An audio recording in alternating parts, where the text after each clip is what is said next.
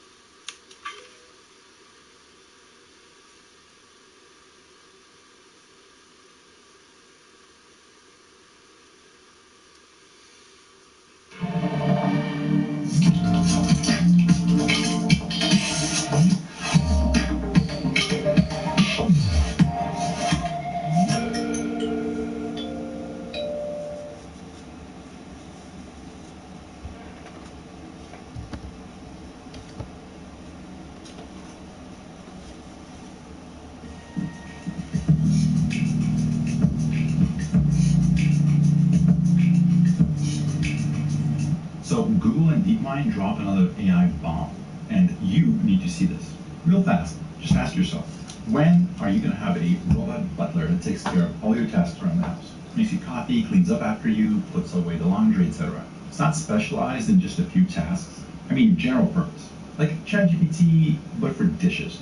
So just think of a number. Is it 10 years? Is it more than that? Is it less? Where do you think we are? At what point a decent percent of the population is going to have a robot in their house like that? So there's this like repeating pattern in tech that software progress tends to move much, much faster than hardware. There's this famous quote, we wanted flying cars, but we got 440 characters. Is a testament to that. We imagine the future as being full of robots and spaceships and flying cars. Instead, we get online shopping and social media and those weird TikTok videos where people eat the ice cream and say, thank you, what is that? But the same thing is happening with AI, it seems. We thought we would see this rapid rise of robots and automation, but large language models like ChatGPT are suggesting that we might see machine superintelligence before we can figure out how to make it walk right. It might be possible that humans never figure out how to make autonomous robot butlers. Before you panic, I mean that we aren't the ones that are going to figure out. The AI will. So research out of DeepMind, NVIDIA, and OpenAI seems to suggest that training robots with AI and also within simulations seems to be much more effective than just trying to code something that's capable of interacting with the physical world. So for most of the computers that you and I interact with, most of the things we know about, they're coded by humans. The human wrote out line by line exactly what that thing should do. But recently we've seen this rise of AI, of neural nets. Now, they've been around for a while, but a lot of recent developments have really pushed the progress forward, and we're seeing it applied in more and more places. And they're beginning to solve a lot of problems that we, as humans, have struggled to solve ourselves. And this new thing out of Google DeepMind is going to show exactly what's possible if we rely more on the artificial intelligence than necessarily our own. Let's take a look. So this is the robot in question. This thing has been haunting various Google kitchens for, I think, a few years now. I think 17 months, they said. And there isn't just one. I think there's over a dozen of them running around. So this thing takes basic commands like, bring me a drink, and then it goes and it executes that command. The important thing to understand here is that nothing is scripted. It's not given a location of the object. There isn't some...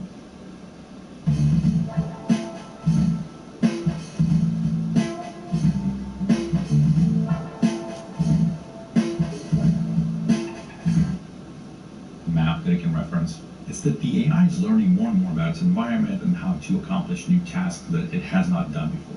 So by now you're familiar with the term large language model, or LLM. It's like ChatGPT is the most famous one, but there are many others, including PaLM, which is Google's own LLM. So here, when they use the word language, just think of something like ChatGPT. It's a language model. It's something that can understand what you're saying, to reason about what you're saying, to prioritize certain tasks, something that can read some text and then make some insights or decisions about it. So that's language, aka large language models. Next, we have a high-capacity vision language model, VLMs, that are trained on the web-scale datasets, making these systems remarkably good at recognizing visual or language patterns and operating across different languages. So this is like ChatGPT with vision. It's able to see images and recognize them for what they are. By the way, we were supposed to get vision with GPT-4, and we're still waiting. I will need to speak with the manager about this. So VLMs are like ChatGPT. They can look at images and make sense of them. So anyway, so a VLM looks at images and makes sense of them. You can think of it as also being able to see the outside world as it's kind of moving around. It's able to see what's happening out there. If it looks on a bunch of objects scattered across the table, it can kind of make sense of which objects it's looking at. So, and then on top of this, we have this new thing. In our paper, and we're going to look at the paper in just a second, we introduced Robotic Transformer 2, RT2, no relation to R2D2, a novel vision language action model, so that's VLA, that learns from both web and robotics data and translates this knowledge into generalized instruction for robotic control while retaining web scale capabilities. That's the important part right there. Vision, VLA, vision language action model. So I think a lot of people believe in the past that Google's going to be the #1 manufacturer of robots at some point. That's where everything was going. I think this is showing that it's going to be a little bit different. More on that in just a second. So vision language action. So vision language is ChatGPT that's able to see. Now, obviously, of course, I'm saying ChatGPT because that's the thing that most people are familiar with.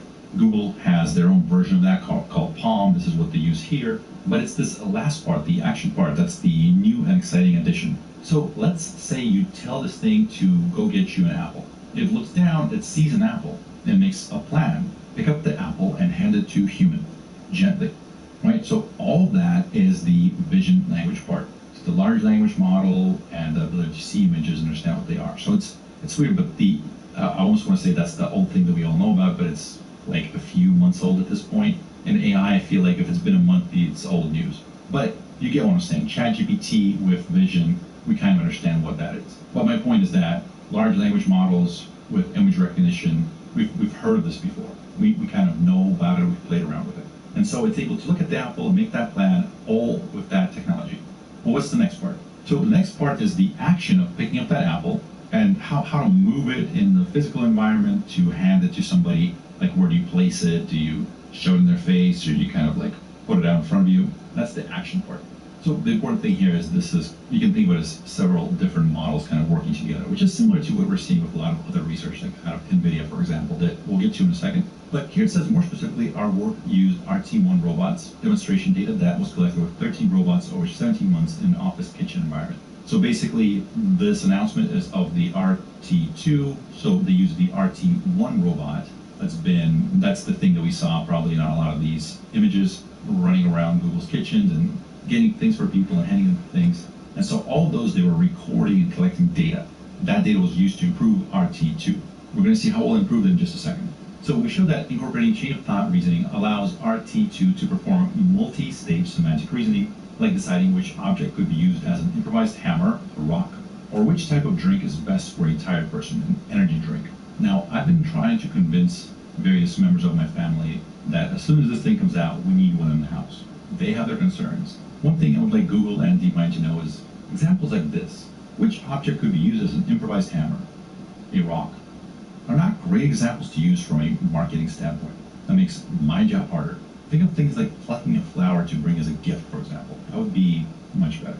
So this is the action part of it. To control a robot, it must be trained to output actions. We address this challenge by representing actions as tokens in a model's output, similar to language tokens, and describe actions as strings that can be processed by standard natural language tokenizers shown here. So we'll look at the paper in a second. One thing to understand is, for example, the reason that the large language models are able to be so effective at reasoning and at speaking is the way that they sort of save these tokens or words when it comes to large language models is that they kind of store them as clusters in relations to other words. So for example, a large language model might understand that things like cat, dog, pet, that there's some relationship between them.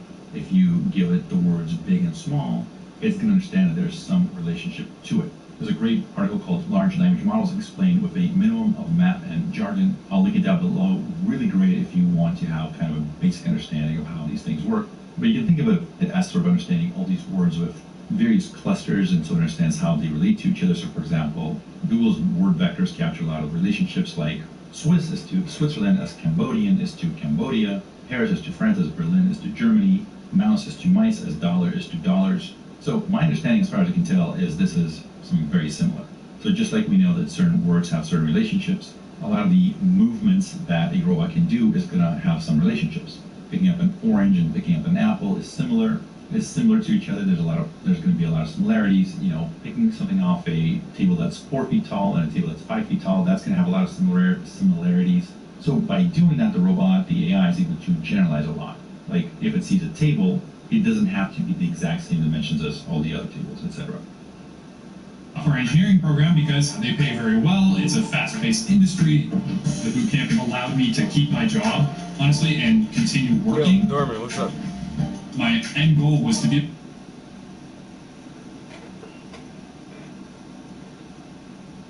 Yeah, man, been working on this one for a minute. Even one of my homies hit me up the other day. He's like, you working on some new stuff yet? I'm like, nope. I'm still working on this one painting right here that I've been working on for 3 months.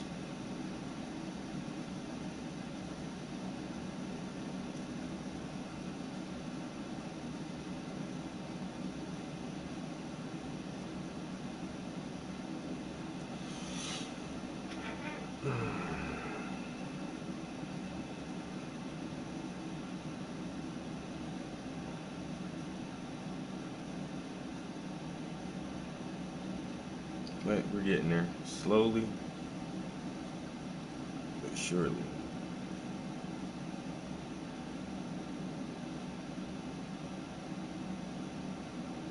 Making our way. Yeah, appreciate it, man.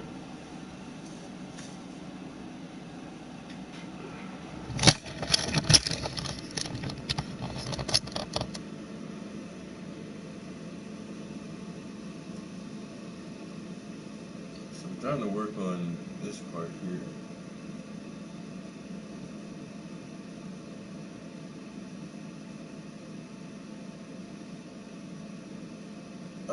Yeah, from Instagram.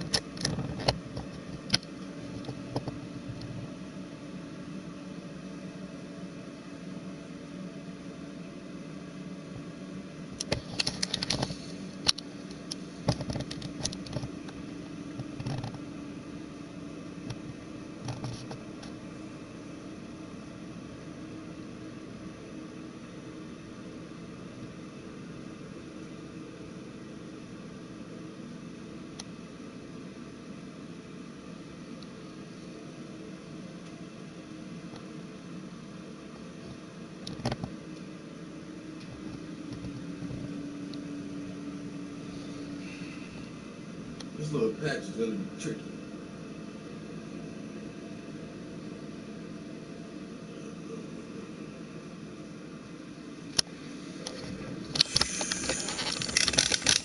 I feel like I'll be picking some of the hardest shit to paint.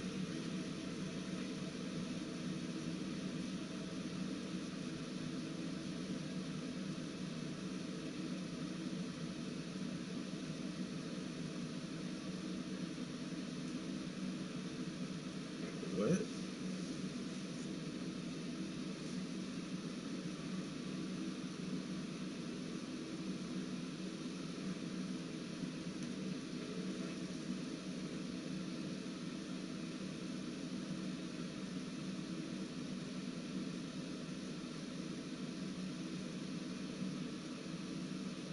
voting for Joe Biden. So, bro, you hella weird for that one, bro. You do know that, right?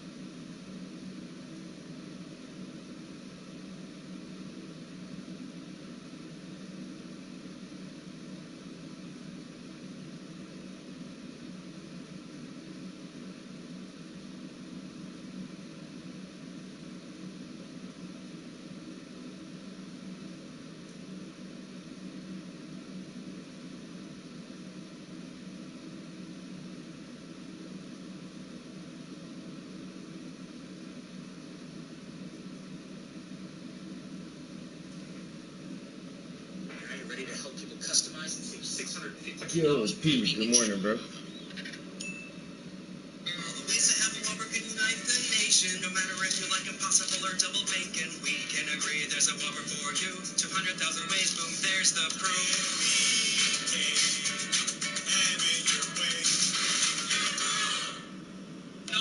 I know of this method. It's called U.S. Patent 5356368 method, an apparatus.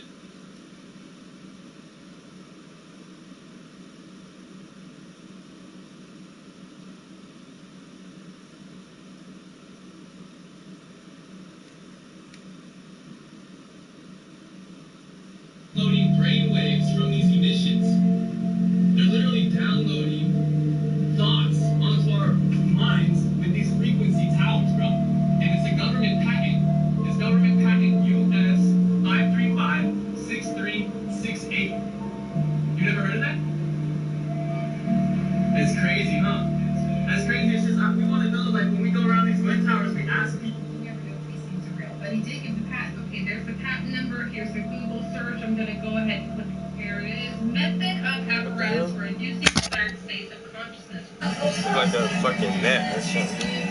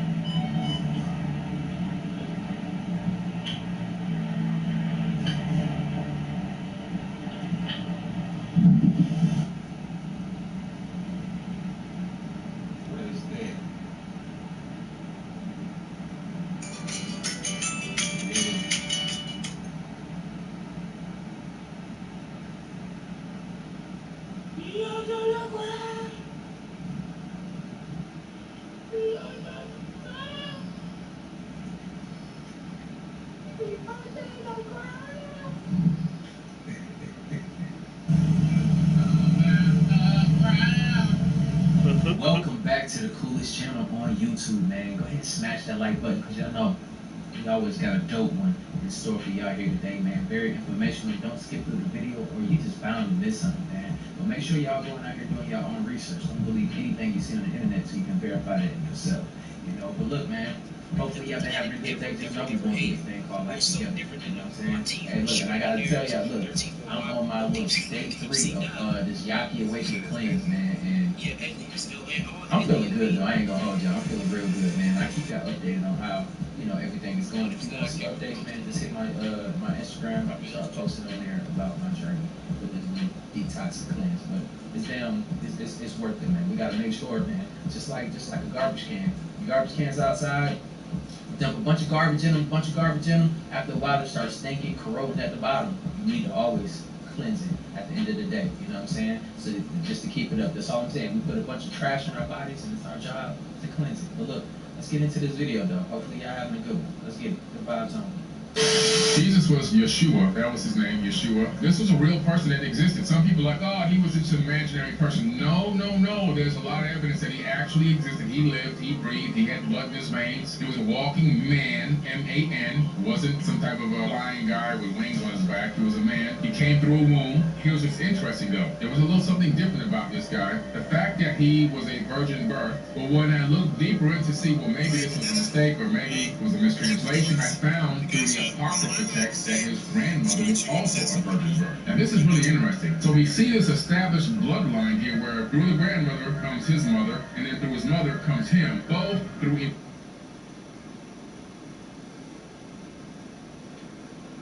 I just want to rent a car and go, you know? I do know. And I think I can help you with that. Really?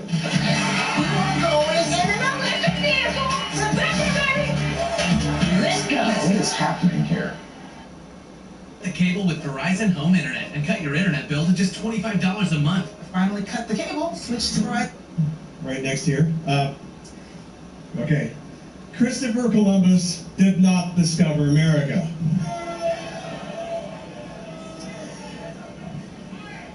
Exactly. I mean, never mind the question of like how you can discover a place where the inhabitants are watching you arrive from the shore. They weren't wearing pants. Is that what somebody said? I like that. So anyway, there were actually many other mariners before Columbus that discovered America as well. Decades earlier, even eons earlier, there were so many people that were coming across these islands and this continent. But it's only been in the last century that evidence has surfaced and continually grown to indicate that many of these pre-Columbian explorers might have come from Africa. So the first scientist to promote this possibility was Leo Wiener. Born in Russia, Wiener immigrated to the United States in the late 19th century on his way to British Honduras, where he planned to open a vegetarian commune. Well, When that turned out not to be the dream job he expected, he moved back to the United States and he became a professor at Harvard University, as one does.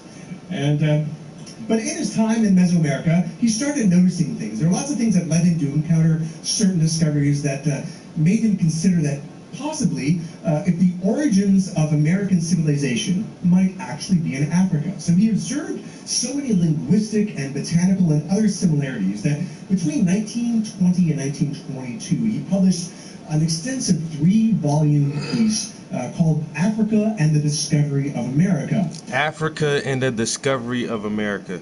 Black Africans were here first, bro. We're here first. We're everywhere first.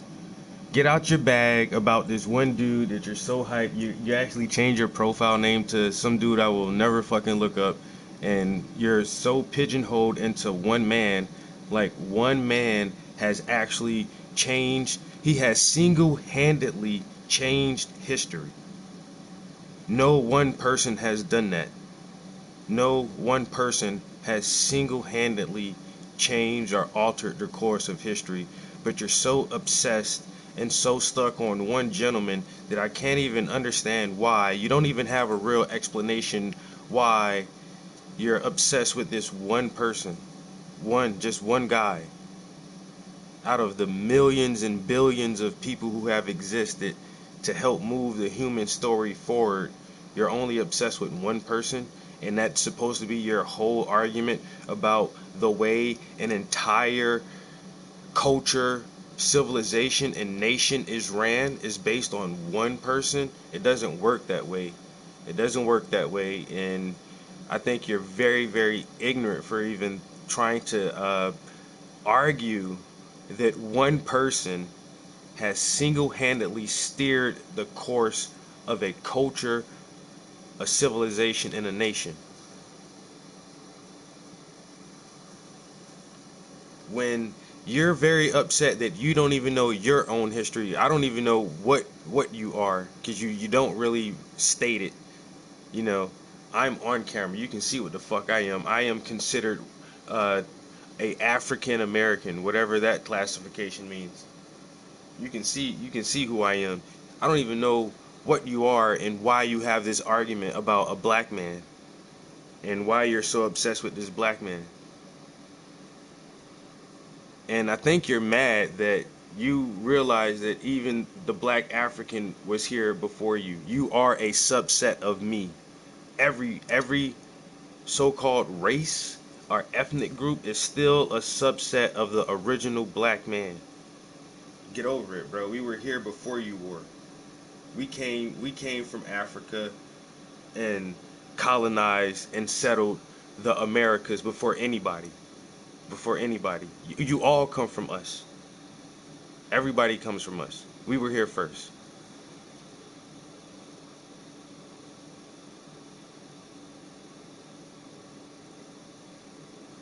I don't care about the Dakota Sioux, because we were here first. You're the so-called Native Americans or Native Indians or natives. You're not aboriginal to this land. We are, and we interbred with you to make you hardy enough to survive in this land. You are a mixture of Mongolian, Asian, and Africans, and the Africans were here first.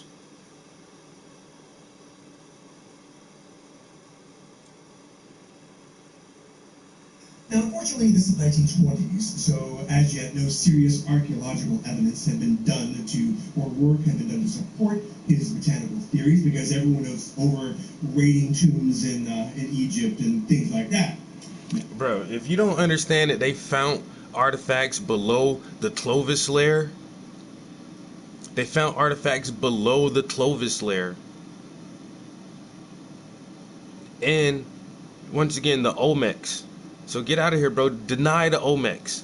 Deny it. You can't. You cannot deny the Olmecs. We were here before everybody. And we were doing big shit. The Incas, the Aztecs, and the Mayans ain't built none of that shit. Black people did. Black Africans built that shit. And they came along eons later and discovered it. and tried to rebuild it. So stop playing, man. We were here way before you. Carter. So he didn't have a whole lot of other stuff than the names to support them. However, he knew that other clues must exist. For example, he pointed out that Columbus himself was aware that African mariners had preceded him. In his diary of his second voyage, Columbus tells of how the natives of Hispaniola actually had given him gold-tipped metal spearheads that they said were brought by black-skinned people who had come in large boats from the south and southeast. Coincidence? I think not. No. So, what's interesting about that, so upon returning to Spain, is that he actually took the spearheads and he sent them away and they had them assayed, and it turned out to be that these spearheads were covered in this metal this alloy that the inhabitants called guanin, and the metallurgists actually found out that this was an alloy of 32 parts. It was like 18 of gold, 6 of silver, 8 of copper, which matched the metal used in spearheads made in Western Africa for thousands of years, as carried by medieval African warriors, including the Mali and the Moors. The West Africans even called Moors this are African. Come on, man. the same name used by the natives of Hispaniola. My son is Braxton, and he was diagnosed with a brain tumor. They said it's an extremely rare cancer. Braxton went in for an 8-hour surgery. But nothing. You want to learn?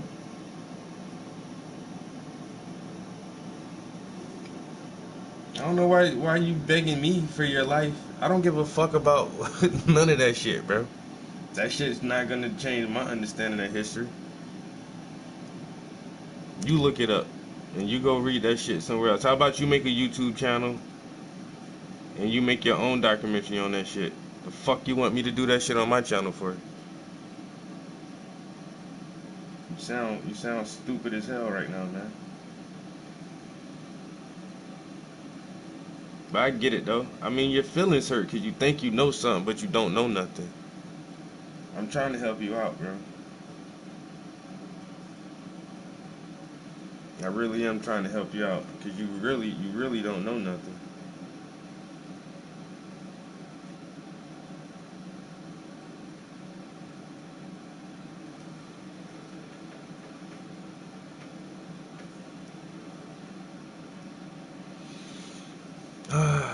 See what you did, bro?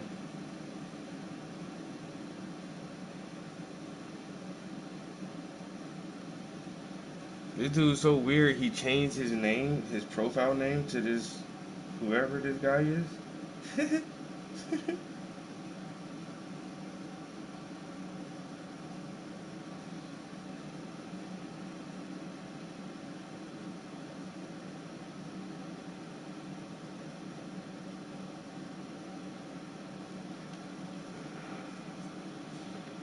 Yeah, that's really kind of creepy.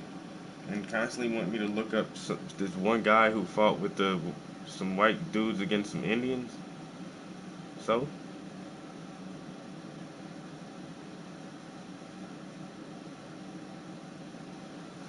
You give a fuck about that shit?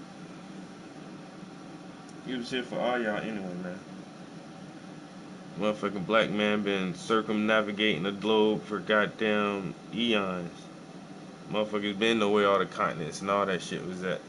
That's how we was able to come back and forth after y'all found this shit and still trade with y'all. Y'all wanna know where we coming from. We wonder like, why the fuck y'all settle here?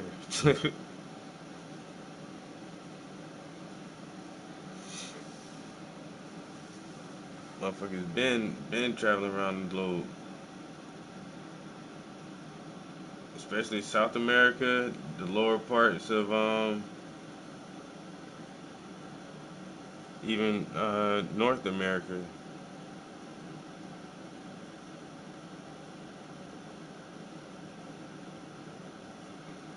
Motherfuckers been doing that shit, man.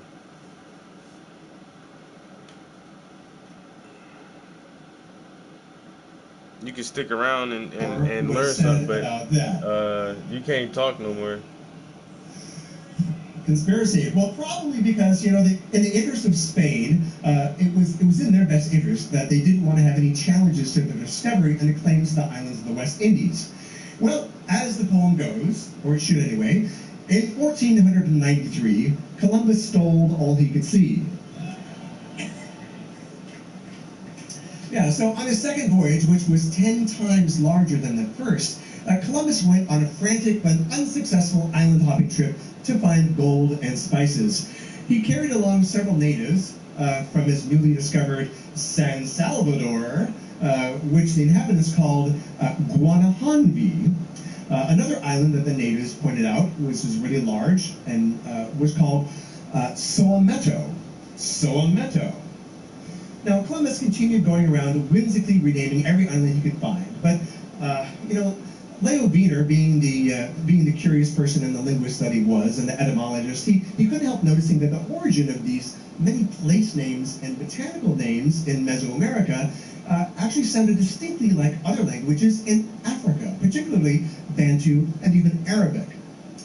Wiener and numerous other botanists have also puzzled over the presence of certain plants that predated Columbus but originated in Africa. For example, the calabash bottlewort. Now, this is a species originating from West Africa, where they were well cultivated in America before Europeans arrived. Now, even long before they existed in Indonesia or Polynesia. So, in fact, the Pacific was the last place that bottlewort actually reached and expanded. Pardon my covfefe. Well, if it were not for transatlantic trade, pre-Columbian times, it would be very difficult to explain how certain plants, such as the yam, the sweet potato, domesticated cotton, peanuts, and tobacco, reached both West Africa and the Americas. The spread of the plantain is particularly noteworthy because it could not remain viable if it was carried in salt water. Well, in the 1640s, a Brazilian botanist named George Marcgrave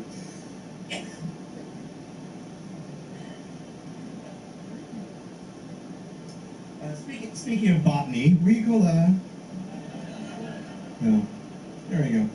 So thank you very much. So the Brazilian botanist George Marcgrave wrote that the establishment of a particular varieties of plantains in this region stands as a strong argument for an ancient maritime contact between the Americas and Africa. Sick of hiring setters that barely book calls for your business? Use AI instead. We use 5 different AI-driven systems to produce high-quality leads and appointments. That's bananas. B-A-B-A-M-S.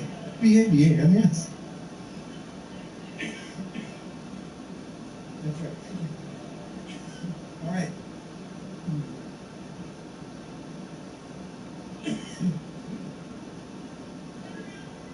All right. Yeah. Okay. So, how do these plants and languages? That's going to be good for the video. All right, fix and pose.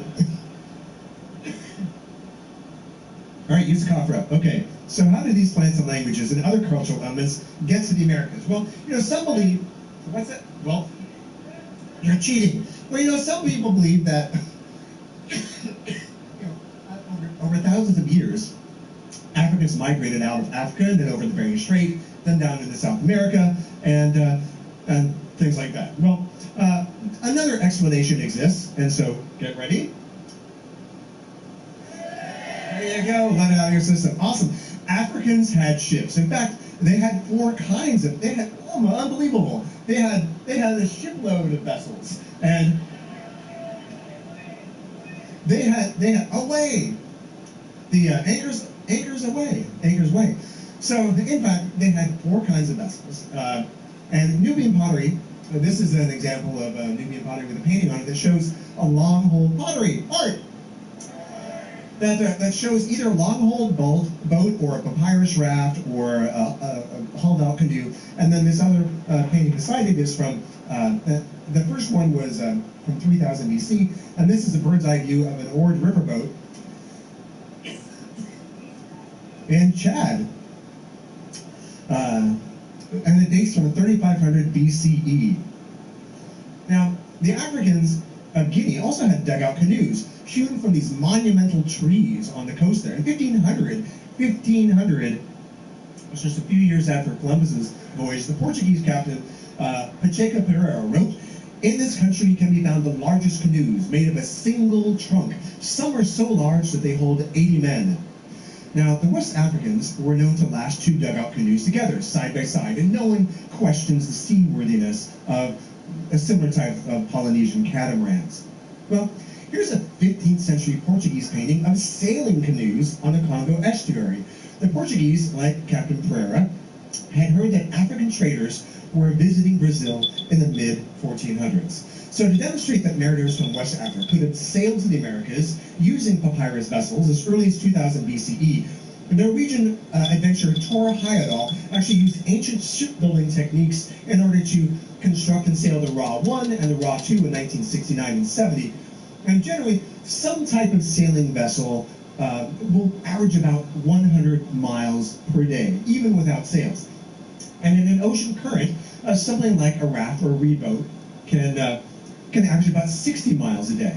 Now, Islamic historian Amir Hajib reported that voyages west from Mali were happening in the year 1311, just 150 years before Columbus. Now, when he asked the Mali emperor, shown here incidentally, holding a globe of the world made of solid gold, asked him, well, tell me about this rumor about Atlantic travel. And he said that his predecessor had commissioned an expedition with 200 ships filled with men and a similar number with gold and water and enough provisions for 2 years. And he said,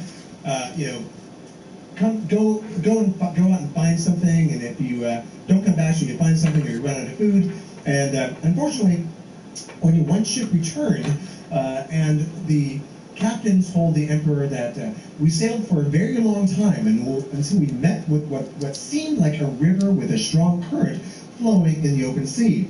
I was the last ship, and I turned where I was and did not enter the current. The others disappeared. I do not know what became of them. So, while this story seems to describe the trade wind-driven equatorial current, or the Canary Current. Now, I apologize if anyone has any cats on their lap at the moment, but so we basically have two rivers, two circular rivers in the ocean here, and you can see it's very easy for Africans from the south and the Angola regions to come up towards the equator going westwards, or from the western coast of Africa north of the equator to go eastwards along that same current. But you know, this Mercator projection doesn't really, in terms of cartography, boom Mercator, it really doesn't do it justice. So let me just, I did this little animation for you to show that they could have taken the Canary Current up and around, and then they go over they fall off the edge of the Earth, and then they come back and they make landfall back again in Cape Verde. So it is definitely possible. So it definitely did. Now, at least a dozen explorers, including Constantine Ravenous, reported seeing blacks upon reaching the New World. In fact, in 1513, Spanish explorer Vasco Núñez de Balboa, who you might know because people named a very popular dance after him. Anyway, so when Balboa was there, he said he met members of a tribe of Ethiopians in Panama. And according to Balboa's log, these men came from a totally black village that was 2 days' journey away. And he figured that these blacks had come from Ethiopia at a much earlier date. So there are also examples of physical evidence, including pre-Columbian African skeletons, which have been found throughout the Americas. Now, dating between 800 BCE and 300 CE, these murals are from the Temple of the Warriors at Chichen Itza. Now, they clearly feature, the color version is easier to see, but they clearly feature 3 races. And it's depicting black and Indian allies and a battle against white invaders. Now, because of their long blonde hair jewelry, a skin-hulled boat that we have here, right there, and also the fact that they're fighting naked, which was common for warriors from Ireland, they believe that these are Celtic warriors. And because this mural shows that blacks are clearly fighting on the side of the Mayans, that they must have been integrated into that society much longer before this this painting was done in order to form that form of alliance. Now, there are numerous pre-Columbian figurines with striking similarities to ancient African artwork, and they've been found in Central and South America. In southeastern Mexico, there are 18 rock statues that of heads up to 11 feet tall that are facing the ocean, looking east. Now, archaeologists call them the Olmec colossal heads, after the people that carved them, and they were produced for 50 to 200 years and date from at least 900 BCE, when they were mysteriously buried for some reason. So it took, now think about it, it took enormous effort to quarry these. The smallest one was 6 tons, so 6 to 50-ton blocks, to quarry them and carry them 75 miles away from the quarry, and then carve them and then erect them. These people that they modeled them after must have been important. Whoever they were, they must have been important to be remembered or obeyed or worshipped. Well, Jose Megler Serrano, the archaeologist who first uncovered them, he pointed out that facial features look amazingly like African blacks, and they all display distinctive headgear or protective helmets. Now, however, some people think that these are actually the facial figures of overweight babies. Yeah, I think they needed to wear helmets when they were babies, if they think that. So, and then still others find it easier to believe that instead of Africans, those depicted are responsible for these sculptures, and as well as the Mesoamerican pyramids, were not African Americans, but dun dun dun. Even though we didn't grow up together, he's my favorite brother. Hey, sis.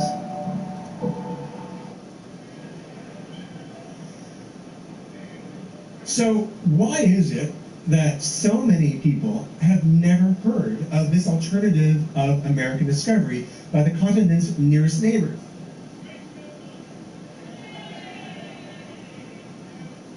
So, I mean, look, now the thing, exactly, whoa, where'd all the continents go? So, this is, look at how close this is. I mean, white people don't think that you could go, this is closer compared to more than twice the distance that Columbus sailed.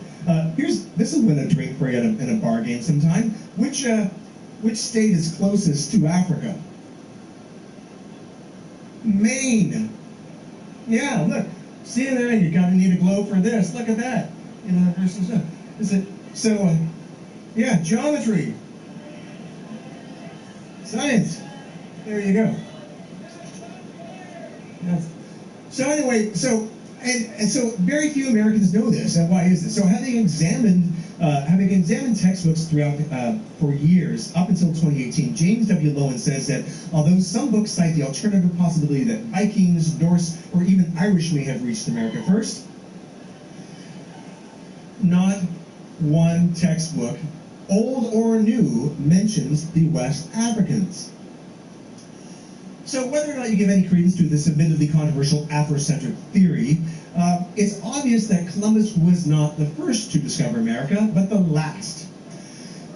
So why did he make such an indelible mark on Western people's minds? Well, conquest may have a lot to do with it.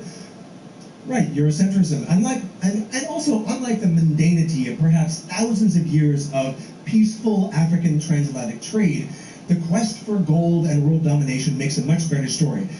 And, the good Queen Isabella was so proud of her fella that she immediately equipped Columbus with 17 ships, 1,500 men, 200 cannons, crossbows, cavalry, and even 20 attack dogs for his second voyage. And another, and another. The story of Columbus remains the most widely accepted version of American discovery, most likely because it was the most recent, the most well-armed, the most documented, and the most similar in appearance to the authors of American textbooks. And one other thing that should be pointed out here is that in the years after Columbus discovered America, in 400 years, 20 million Africans were stripped from the coast of Africa, half of them dying in transit for slavery, who knows how many fleeing inland And at the same time, within 5 years of Columbus's arrival in the New World, 90% of the indigenous population had died from disease or murder. 90%. So the fact is, that leaves few people to have a written or memory or an oral history of the seafaring of their African discoverers. Historian Samuel D. Marvel wrote, as a subject for research, the possibility of African discovery of America has never been a tempting one for American historians. We choose our own history, or more accurately, we select those vistas of history that more or less kind of explain to have the promise of the greatest satisfaction for ourselves. And we have had little appetite to explore the possibility that our founding father was a black man.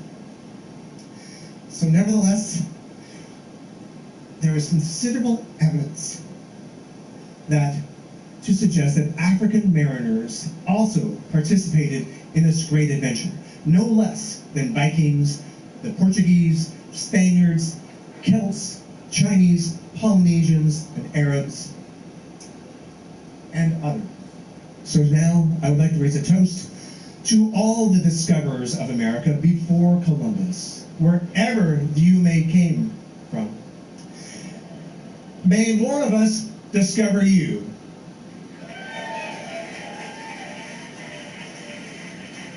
Thank you.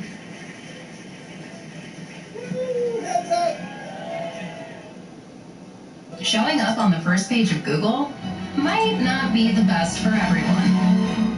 But for business owners it is. Take My Vintage's online store. It ranks for thousands of competitive keywords, like vintage clothing, which gets loads of searches on a monthly basis. And 80% of that traffic goes to their site. They also rank for Yo, let them stay in there, P. You mad all over again? Is part of the History Hits Network. Oh, I gotta run that back. Let me see. We are the first peoples of the Americas. We have been here from the beginning. Our ancestors navigated by the wind and stars, crossing vast oceans and mountain ranges, searching for new lands. Over thousands of years, our ancestors became astronomers and architects, philosophers and scientists, artists and inventors. We created distinct societies and built vast trade systems that covered 2 continents. In 1492, our world was changed forever. Yeah, you should have let him keep going, man. I'm a broke ass though, and we won't ever get reparations. Okay. I don't know. I think the so-called Indians. I don't know. Like, once again, they just. I don't know. They're so forgotten about sometimes that they do really feel bad, and now they got to make black people feel bad because we're more visible than they are, I guess. But still, we're less visible than a lot of other people. And what, you're upset with us because we still want reparations? I don't understand it, man. I don't understand your logic on any of these arguments you're making at all. If you hate the white man so much, why you wouldn't want his pockets to bleed for somebody else?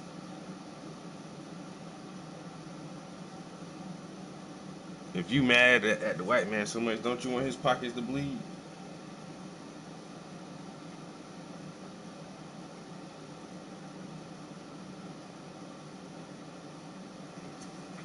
They're just trying to attack me and call me a broke. Damn, I'm broke, bro. I mean, I ain't rich. I know that. I still want my reparations though. I need that, man. You know, because I own 2 properties. If I had reparations, I could probably own 5 properties. You know, and then I never have to work for nobody else. I could just let other people live in my properties.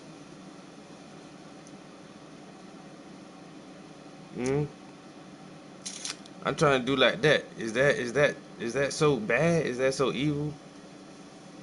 What do you think we're gonna do with reparations? Honestly, what do you think we're gonna do with if we get an ass of money? What do you think we're gonna do with it? Come take all the Indian territory? Anybody want that shit? If we get reparations, why the fuck that shit ain't got nothing to do with your ass? Ain't got nothing to do with you at all. Why you mad? I don't understand it. Why you so against it?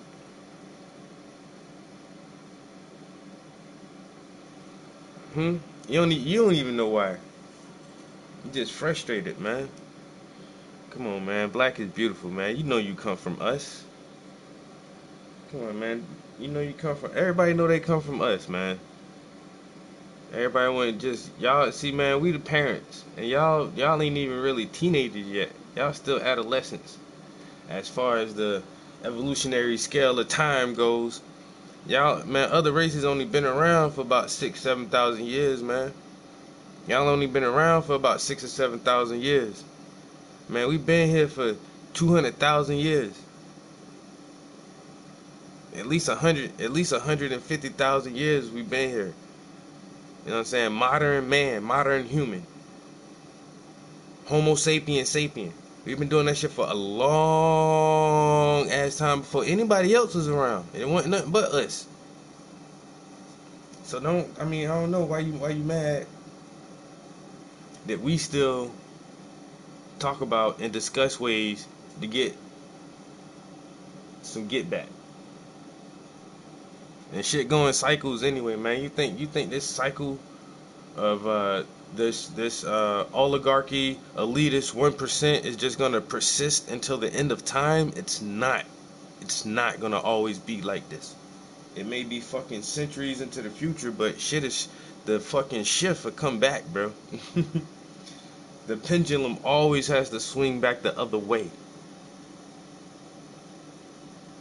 That's why they don't want this fucking global warming shit. They already know this is when we thrive. Motherfuckers got juiced up in that ice age. You know what I'm saying? Certain people thrive in the ice age. And that shit done, nigga. That ice age is over. You know what I'm saying? It's the sun children coming out. People of the sun, man. Watch. Couple 100 years, shit gonna be different. You know, hey, anything that the sun can kill, that shit ain't natural, man.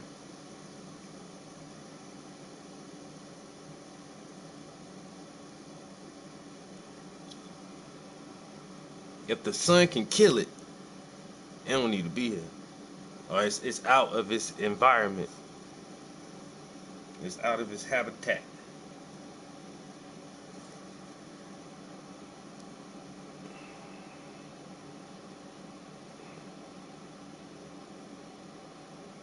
And see, the black folks at one extreme of the spectrum, and there's 2 extremes. You know what I'm saying? The white and black. Everybody in the middle just be looking both ways, trying to pivot and figure out which side to lean to the hardest.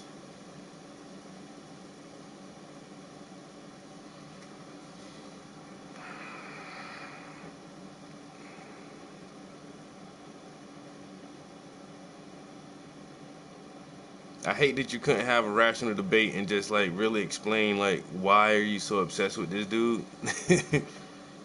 Once again, I don't know what's the obsession with this one particular figure.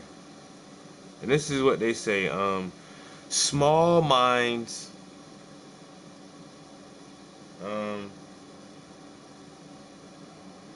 talk about people.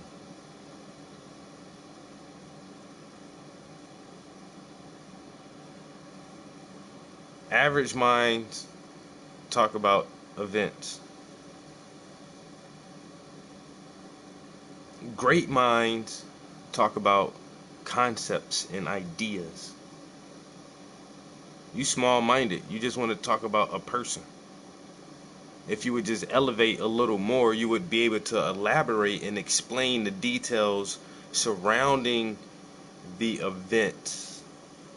Not just the individuals, but how it played out over the course of time.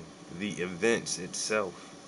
And if you elevate a little more, you can extrapolate the concepts and ideas which propelled and perpetuated the events which individuals had to carry out.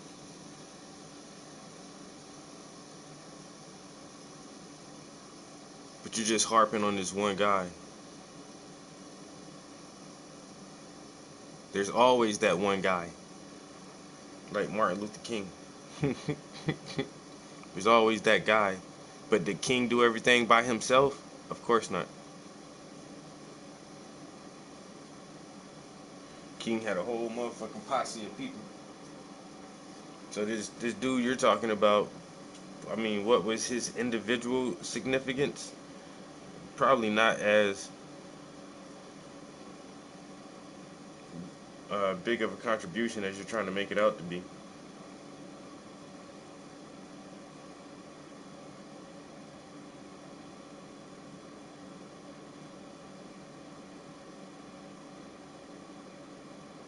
Make this motherfucker sound like he was the next coming Messiah. He fought with the white man. Look him up, look him up. He fought with the white man. He did.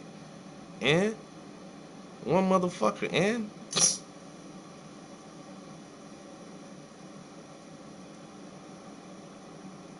I could tell you went to a dumbass school. That's the only thing they taught you.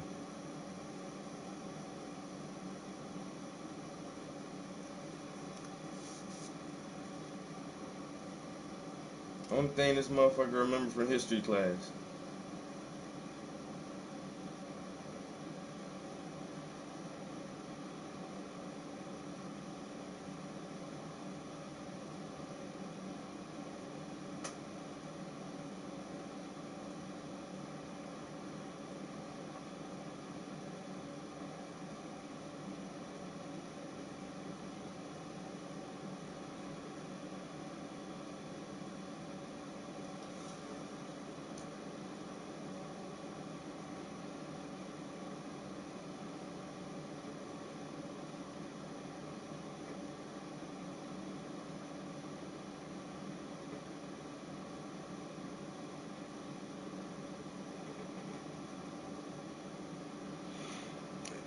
Begging for reparations is so weak. Ain't that what the Indians did?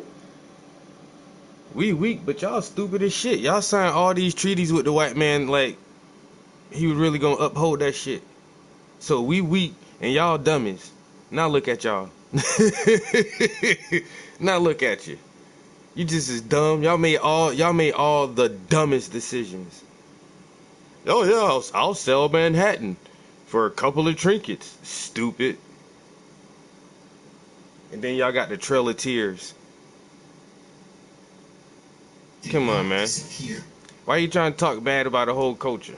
Ain't nobody perfect. And when it comes to the white man, he done swindled everybody. I get the frustration. He got y'all the worst, though. You know what I'm saying? Look at you now. Y'all don't got no TV shows and no main actors. And I get it, man. Y'all ain't rapping like we rap, you know. Black people made rap so popular, like every country in the world has some rappers. They probably is some Indian rappers out there, you know. But you know, like y'all ain't big into sports. It's like everything black people touch, like we make that shit magic. You know what I'm saying? We got Lenny Kravitz, one of the best rock and rollers ever. We touch all the country, we touch the sports, everything we do, man, we just make that shit magic. And I get it that y'all aren't as highlighted as that. And then, on your reservations, y'all practice all y'all native traditions and stuff, but nobody really, like, acknowledges it as much as a global thing, the way black people are acknowledged globally.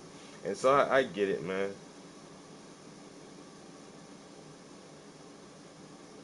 At least I get it, man.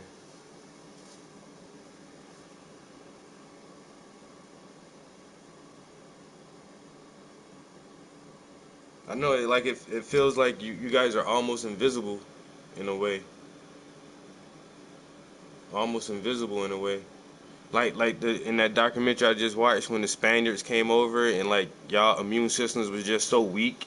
Like y'all just caught colds and like all they diseases and shit just wiped y'all out because y'all immunity couldn't defend against, you know, foreign diseases and stuff. But black people, we just robust. Like we just that shit don't really fuck with us like that. You know what I'm saying? We hardy stock.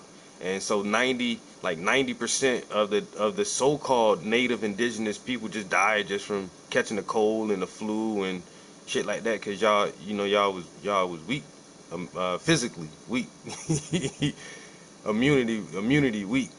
You know what I'm saying? Then y'all just made a bunch of bad deals and just believed that this man was gonna like uphold his word to you, and then y'all lost out on that, and so now you're weak and kind of feeble and, you know, bad decision makers. And now you just want to harp on black people because we still want reparations.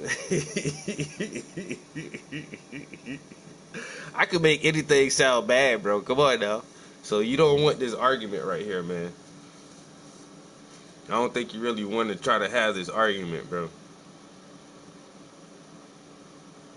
Because you don't see the shit that I see. And I don't see the shit that you see. So fall back from it, man.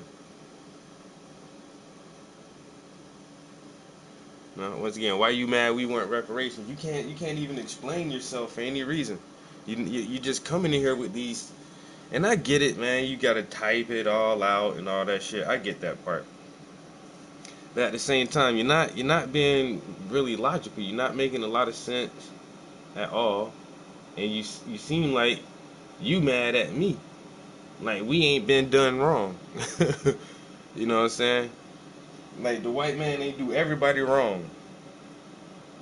But moving forward, how we trying to get some get back? You know what I'm saying? Once again, y'all got reservations and shit. Y'all got casinos and non-profit tax deductible casinos and shit on y'all reservations. Y'all get to drink all the fire water and all that shit. You know what I'm saying? Shit, why can't niggas have some reservations? We can't have reservations without reparations. See, if we get reparations, then we can buy up large swaths of land, just like Bill Gates be doing, and then we can make our own little towns and our own little cities and townships and have our own reservations. And so we can have tax-free casino licenses and all the fire water we want to drink too. But you act like we can't have nothing. And see, I don't like people who act like that. You seem suspect to me. You know what I'm saying? You seem like a snitch. Like you a dick in the booty type dude. You know what I'm saying?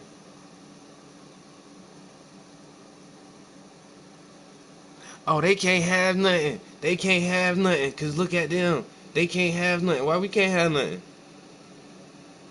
Look what Dorman did. Look, they fought with the white man. Look what Dorman did. Y'all made all kind of deals and treaties with the white man. Come on, man. What you talking about?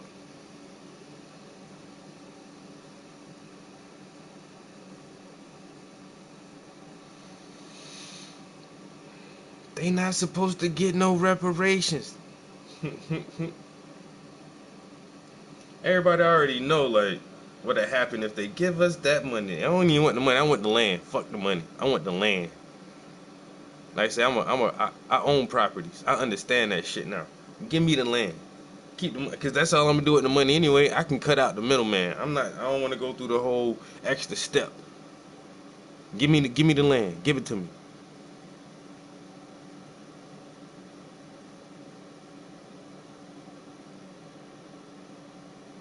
So I make my own town. Call that shit Princeton.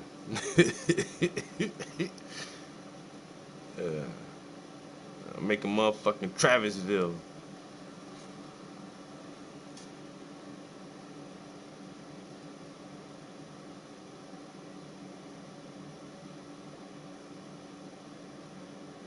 Come on, man. Balboa, Columbus, everybody, Vespucci, everybody know, man. You know, black people been here, man. You can look up the legend of Queen, California. A black Amazon woman. Come on, man. Man, we been here, bro. You know that, man. Y'all know y'all history. Y'all know y'all come from black people.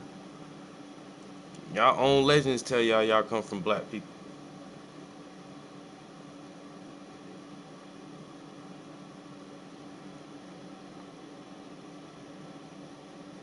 And everybody know that though.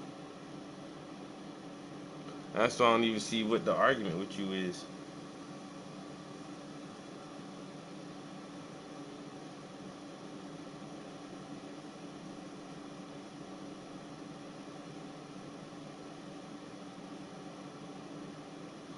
I gotta get ready to go in a minute. So my my truck was overheating. So I took it to a shop. Luckily, like my main mechanic lives like, well, not live, but his shop fucking 35 minutes from here. And so I've been trying to find a local mechanic, and there was one. Now there is a mechanic shop literally on my street, yo, right at the corner. So it's like a block and a half from here. Right at the corner of my street, there was like this little auto shop. But the old head, I guess he just got too old to work, and he just wanted to retire, and now he closed down the shop. I'm like, son of a bitch. But then there's this other garage. It's about the same distance away.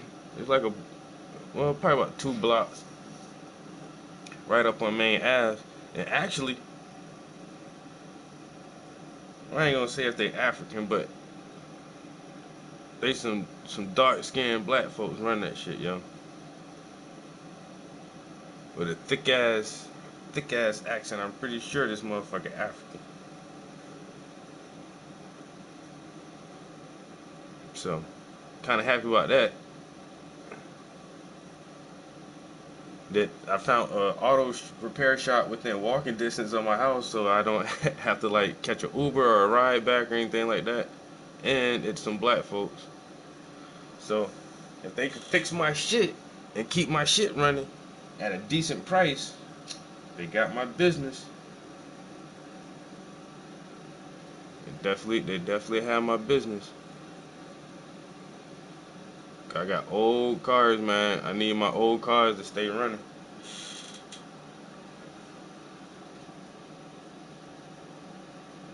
He said, bring it to me in the morning. So I stopped by there yesterday. I was like, hey, man. No, well, yesterday was Friday. I stopped by there Thursday. And it was like 3 or 4 guys out there. And I pull up, I hop out, I was like, hey, what's good, man? Y'all specialize in one thing or y'all do everything, man? What y'all work on right here, man? Oh, we do everything. Okay. What's your problem? I say, man, my shit overheating. I don't know what it is, but I keep leaving puddles everywhere I go. I think I'm losing coolant. They said, oh, turn it on. Let me listen. And so I turn it on, and they look under the hood. They're like, oh, man, look. It sound like your motherfucking... They said it sound like your water pump. I'm like, damn, alright. So I gotta schedule this shit or what? Oh yeah, take my number, get the number. He said, go buy the part though, 'cause I don't wanna order the part. If you get the part, then let me know.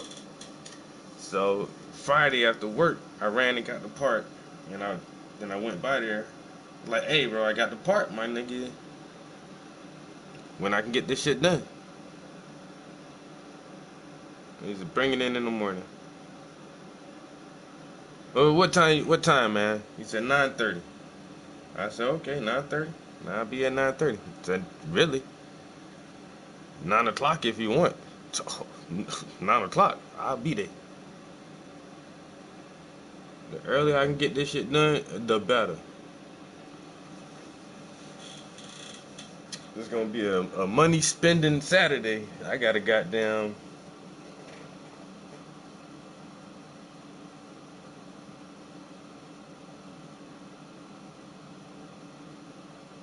never could stand up like a native man. Y'all cowards. We're cowards. How, bro? You know how many? Have you ever studied slave revolts? Don't you know we ran motherfuckers out of Haiti? Don't you know we ran motherfuckers out of Jamaica? Don't you know we damn near ran motherfuckers out the South? And one of the main reasons that we got free because there was too many revolts, and that's why they wanted. That's why they was both sides of the war was trying to get us to fight with them because they already know. Man, that shit wouldn't last much longer anyway. And the whole time we was enslaved, what y'all was doing? Yeah, like y'all was some brave warriors taking back the land. Y'all cowards and shit too. These motherfuckers came and wiped all that shit out. What y'all did? Just went where they told y'all to go, right? That's why you live where you live at now, cause they did the same thing to everybody. You went where they told you to go, like a little coward, instead of standing up and fighting for what you thought was yours. Once again, that's how y'all get on reservations. They allowed you to live in a certain area, so they wouldn't eradicate you completely. Because I think they could have just wiped out all Native Americans, the so-called Native American. Once again, because we're actually indigenous to this land.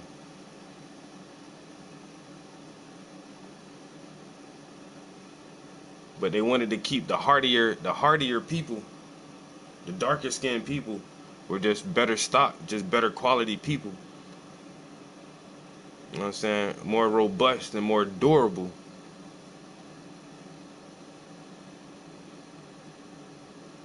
And so they ran everybody else off and just kept the darkest of the dark ones. Because once again, they know we can goddamn. The sun don't kill us.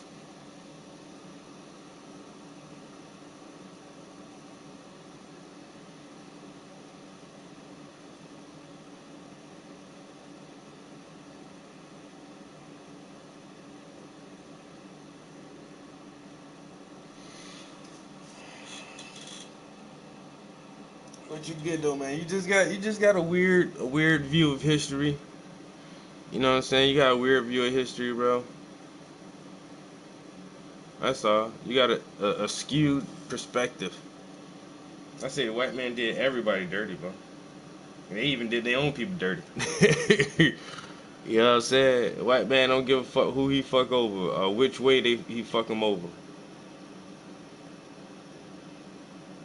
Once again, you frustrated and upset with me because I know my history. And you want me to be ashamed of myself or ashamed of my culture or ashamed of my history? Ashamed of the fact that I want due process and to be granted what I'm owed? Come on, man. Scandalous. I never thought I'd meet somebody like you.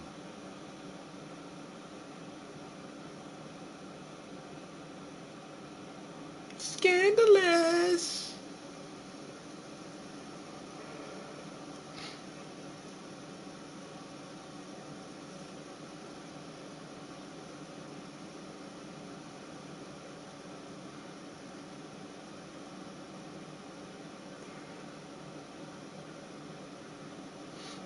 You'll be alright though. I promise you. I promise you. I promise you. I promise you. You will be okay. You'll be okay, man. But damn, man, it's a money spending Saturday. I gotta pay for car repairs for one. Then I gotta pay school taxes. I hate that shit, man. It's weird being a homeowner, man. I don't got no kids in this school district. I don't got no kids in this school district. My school tax is $1,500 a year. And I don't even think these kids really be learning shit, man. I need to go check this school out, man. If I'm paying $1,500 a year in school taxes, these kids need to be getting the best education possible. They gotta have the newest tablets. They teachers need to be taking summer courses so they stay up on all the latest stuff with the AI shit, you know what I'm saying? So they can keep all the kids involved. Man, look, man. $1,500, just me, and I'm just a single man. I can't imagine like a married couple with y'all paying school taxes and shit. Come on now. So I got car repairs. I gotta go pay some taxes. Then I gotta go grocery shopping. Then it was something else. I don't like days like this. You gotta spend too much money at one time.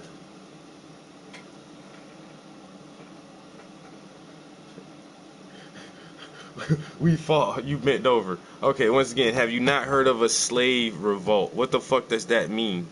What is a slave revolt? What does a revolt mean? You think motherfuckers just walked up with their hands out and like, oh, put me in chains? Come on, man. You know the only reason they got any of us? Guns. That's the only reason. They optimize the technology of the time. Motherfuckers had guns, and that's why they love guns so much still to this day. Still make new guns all the time, new designs and new variants and new calibers and new this and new that, because they know the gun is their ultimate invention.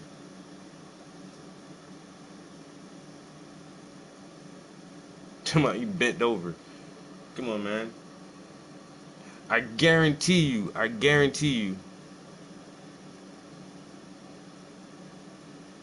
a black man places more fear in anybody than you do. They're just scared of us because they know our capabilities. Especially a big dark-skinned black man, like a real dark-skinned man. That motherfucker just looks scary to everybody else. We look like gods. They had to try the hardest with us. They can just scare y'all off. They can just scare y'all off, and they don't need to worry about y'all, and y'all can keep all y'all history and all y'all culture and all y'all language. But with us, we were so strong, they had to try to break us down mentally. Not just physically, they had to break us down mentally because we were such a strong, hardy people. They just couldn't just scare us and run us off, man. They just ran y'all off, knowing y'all wouldn't come back. They just ran, boo, boo, ha, ha, get out of here, and y'all just ooh, boo, boo, boo, boo, and run away. But us, they had to put us in bondage and put us in chains and keep us under the whip and under the gun, because they know as soon as we get a chance, we gonna fuck they shit up. As soon as we get a chance, we gonna fuck this shit up, bitch. Turn your back, bitch. I'm fucking shit up, bitch.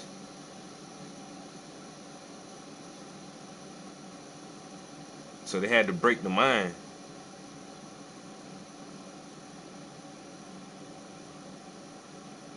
They ain't want y'all, man. Y'all was too soft, too fragile. You know what I'm saying? Y'all ain't even built. Y'all body structure. That shit ain't even built the same way. You know what I'm saying? Y'all got even the man got this feminine leanness to him. You see a big ass African motherfucker just, their bodies just built different.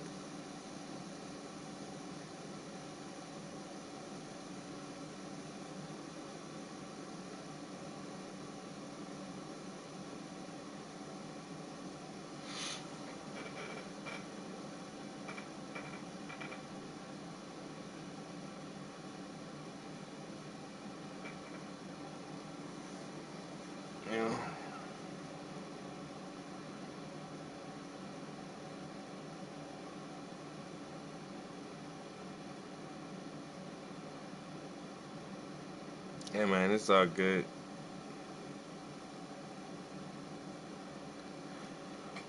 Once again, bro, you can have your opinion of history. I can have my opinion of history. We can have our own opinions of how things should move going forward and all that good shit. Cause you know what I'm saying? I'ma still do me, and you still gonna be you. You know what I'm saying? And it's weird that you need me, but I don't need you. You know, you need me in this platform to even express these ideas, try to beg me to look up some things that you're interested in, that I have no desire to or care about. and you make several different accounts so that you can stay in conversation with me, you know. And so I truly appreciate that, because you're trying. It takes this takes effort, energy, time. You could be doing anything else, but to you right now, nothing else is as important as talking to me. And I find that truly amazing sometimes, you know, that people dedicate that much of themselves to just trying to have a conversation with me. And I know I can be kind of crass and give a lot of pushback and play devil's advocate, you know what I'm saying, and all that shit. But I truly do enjoy the conversations. I ain't mean to hurt your feelings or disrespect you, your culture, your people, even though you are, you know, you just, nobody's cool as black people. Just, I mean, that's not disrespecting nobody else. That's my, it's not, I would say just my opinion, but we can almost quantify this thing, man. We can almost quantify coolness. And ain't nobody really cooler than black people. And so I get where the jealousy component can come in and different things like that, and I understand it, man. You know, I understand. And it's all good. It's all good, man. It's all good. But the fact that you try so hard to come in this stream and just, you know, communicate with me and have a conversation with me, and you know, I really appreciate that, man. You try hard, man. Most people don't try that hard, you know. So I will definitely give you credit for that.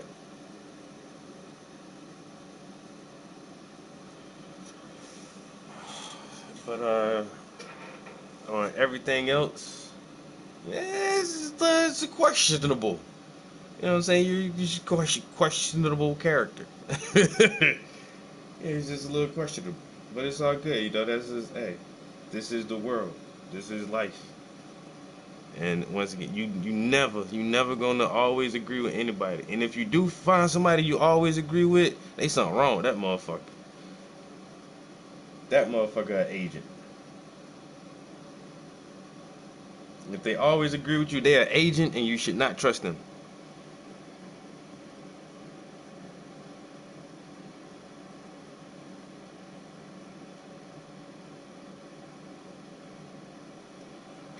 Just trying to tell you how it is, man.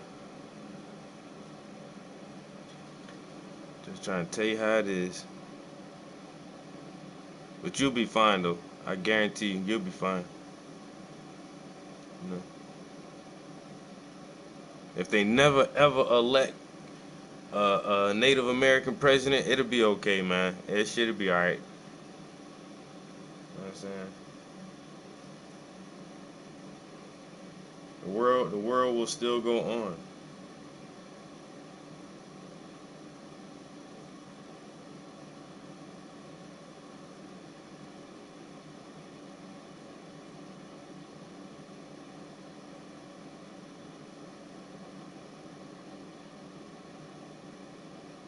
Yo, I watched this movie last night called They Cloned Tyrone.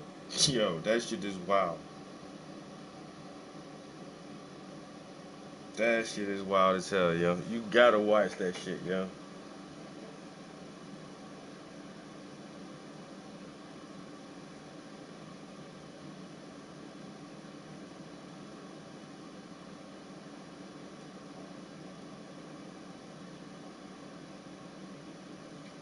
It's funny how you think you're so smart. I don't think I'm so smart.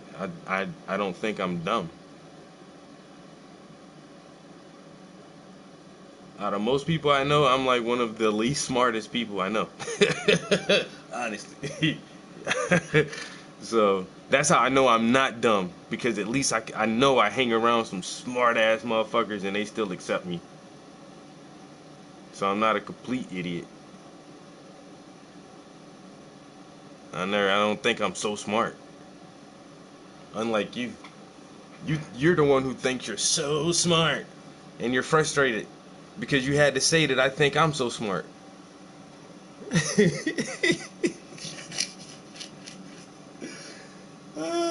Don't get frustrated. You think you're so smart. No, you think I'm so smart. I don't think I'm so smart. I know I'm not no damn dummy, though. Try to pull the wool over my eyes. Make me feel some type of way about myself and how I see my position in this world. Fuck that shit. You can't make me feel no different kind of way, bro. About asking for reparations or none of that shit. I don't feel no different.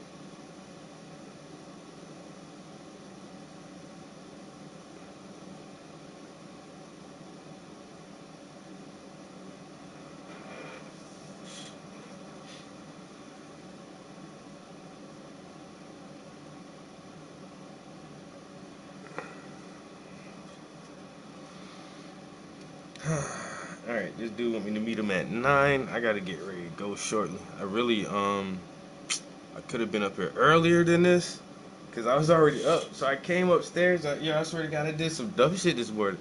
Came in the studio. It was already, man, this little heat wave, man, already hot as fuck up this bitch. I'm like, damn. I thought I'd try to get up here for the sun come up, you know what I'm saying? It'd be a little cool. Psych. That shit was not cool. So I was like, alright, I'll just turn the AC and the fan on a little bit. Let me go do some little shit around the house. Man, I bought back up here. Man, that shit was still hot. And I got scared. I'm like, oh shit. Is my AC not working? Oh, please don't tell me this motherfucking AC done broke or some shit, man. I turned the AC on fan only. Fan only. I'm like, really? Why did I do that? Turn the air on, bitch. Where the air supposed to blow for this bitch, not just a goddamn fan. So then I had to turn the actual compressor part on. Then I had to go back downstairs and wait for that shit to cool off, man. Cause that shit was, bruh, I was sweating up in this bitch already. But like I say, the mechanic, well, I'll probably run all these errands at once. So when I get out, I don't have to come the fuck back and keep going in and out the house today. Hold up, let me take a break real quick. All right.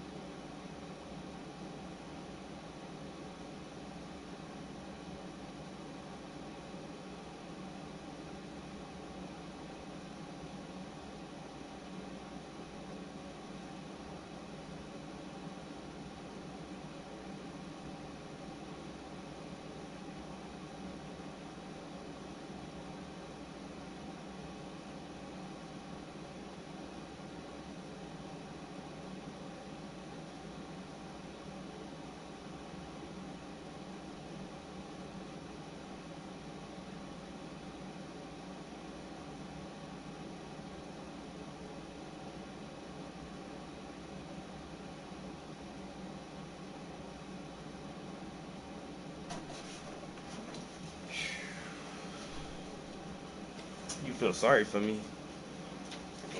Why? Why you feel sorry for me?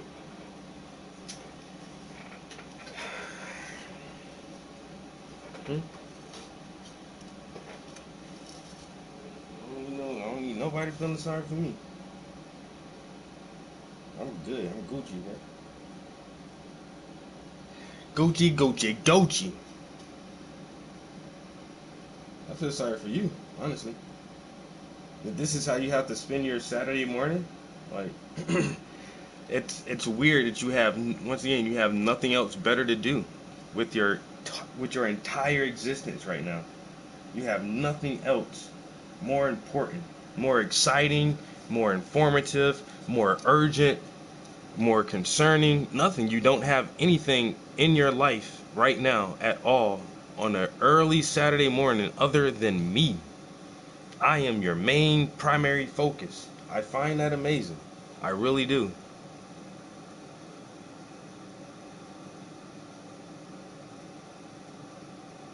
And you just want to try to troll me. I don't get it.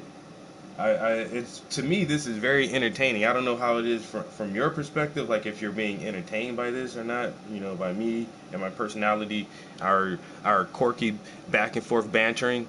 If this is like what you call entertainment, or are you legitimately trying to make a point or prove something by changing your profile name and then jumping in my stream and saying, "Hey, you remember me?" This is like, oh, borderline mental illness.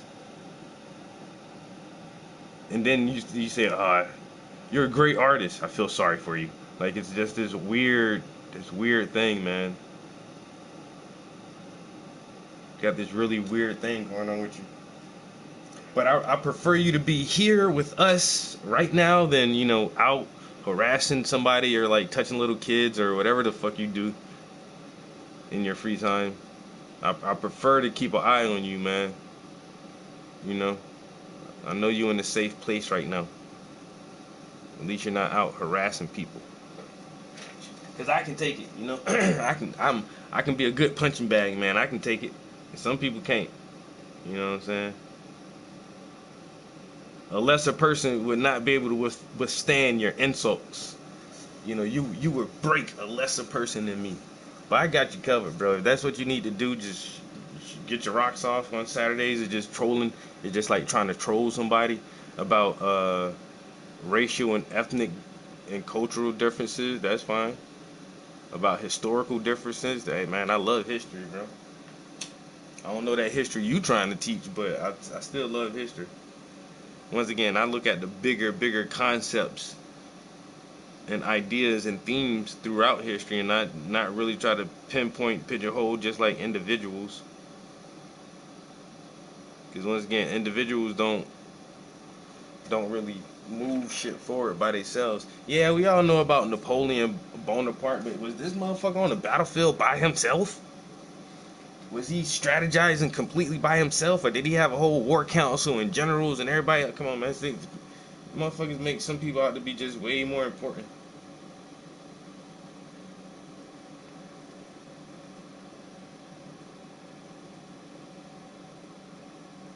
And then you miss the bigger picture.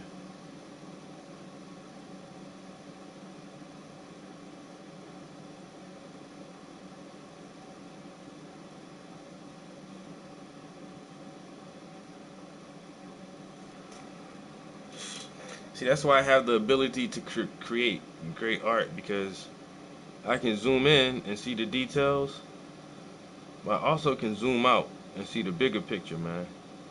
That the details form. And most people don't even get close enough to see the details because they're important, but what do they make all together? You know, what's the bigger picture? I don't think you have a clear, concise understanding of what the bigger picture is. So now you're just continue to be on this self-defeating, apocryphal, existential roller coaster.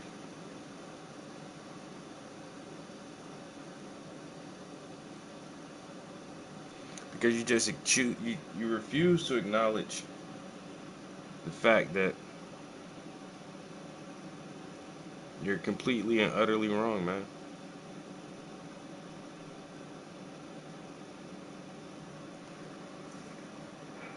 You're just wrong, bro. It's just wrong, man. Try to get over it, bro. I feel sorry for you. You ain't gotta feel sorry for me. I ain't religious, but I feel blessed. I got all the blessings, bro. Trust me. I got all the blessings, man. Please do not feel sorry for me. I probably got some. I can probably spare some blessings. I ain't. You need the blessings. I might have to bless you, man.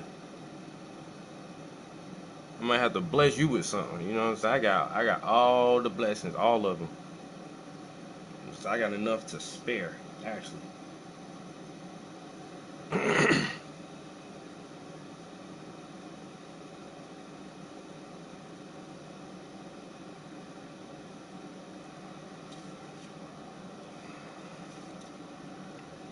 Blessings on blessings on blessings.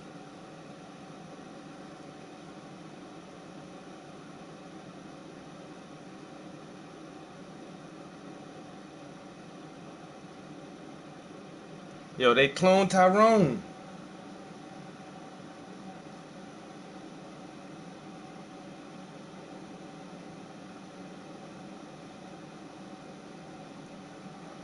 I think you better clone Tyrone.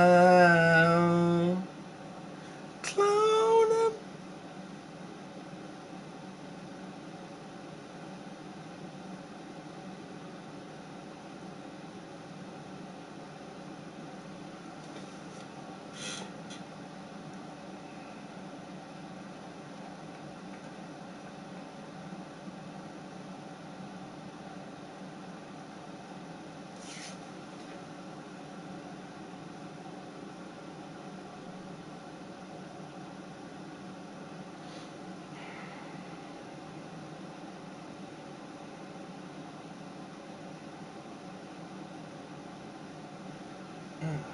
I think I need to get ready to wrap it up. I want to be there on time for my man. You know what I'm saying? Like, bro, as soon as you get here, I'm here.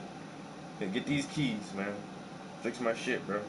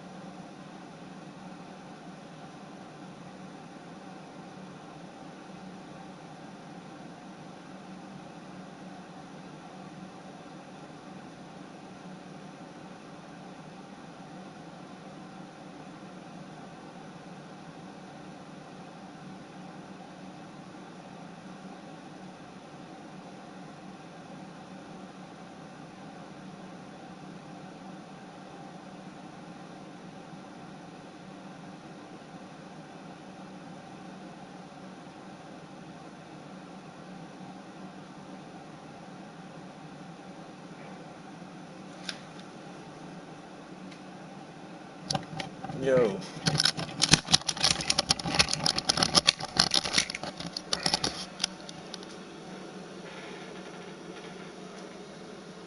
Motherfuckers get frustrated when they see them Indians as black folks, man.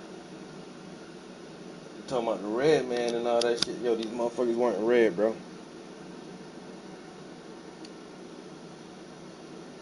These motherfuckers weren't red, bro.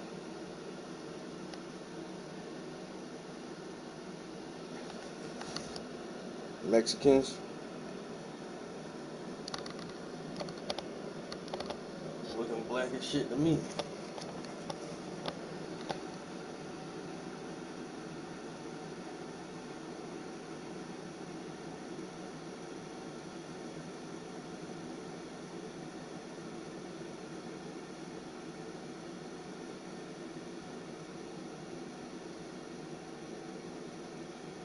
Here's some of the old drawings depicting Native Americans.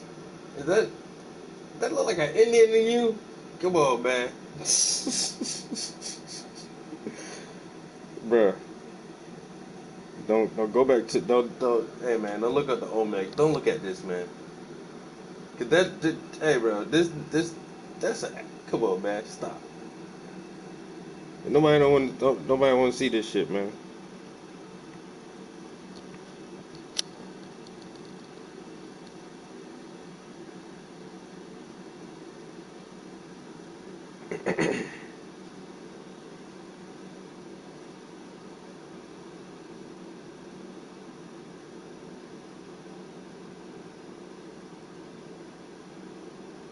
They were trying to scrub a lot of these old Native Africans.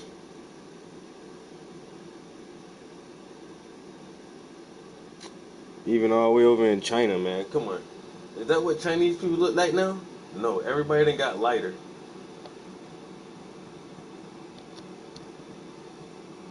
No, I'm trying to say blacks are everywhere. we're native to the planet. That's what you don't understand, man. We're native to the planet. So listen. Here, watch. So this is what you can look up. If you look up only pure humans.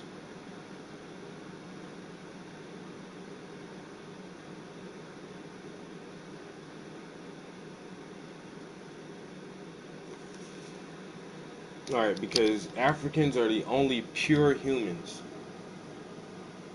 I know that shit sounds weird, but it's just science, man. This shit is science, bro.